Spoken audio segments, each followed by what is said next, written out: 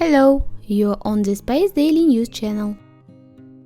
After collecting 8 rock core samples from its first science campaign and completing a record-breaking 31 Martian day dash across about 3 miles of Mars, NASA's Perseverance Rover arrived at the doorstep of Jezero Crater's ancient river delta on April 13.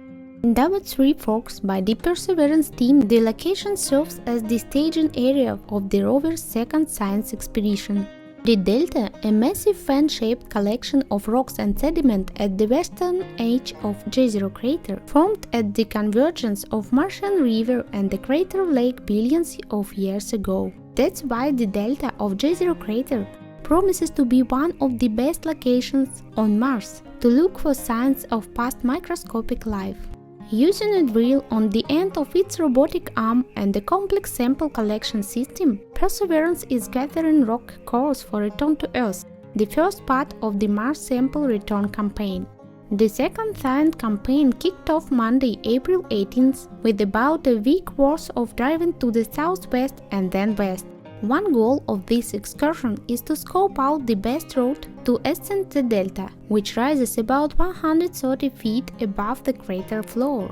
Two options called Cape Nooksack and Hawksbill Gap look traversable. The science team is leaning toward Hawksbill Gap because of the shorter drive time needed to reach the top of the delta, but that may change as the rover acquires additional information on the two options. Whichever route Perseverance takes to the plateau atop the delta, the team will perform detailed science investigations, including taking rock core samples on the way up, then turn around and do the same thing on the way back down. The rover is expected to collect around 8 samples over about half an Earth year. After completing the descent, Perseverance will, according to current plans, again ascend the delta to begin the third science campaign, which will last about half an Earth year as well. Perseverance is kicking off its second science campaign more than a month earlier than planned due to the rover's ability to autonomously negotiate Jezero Crater's boulders and fields of sharp rocks.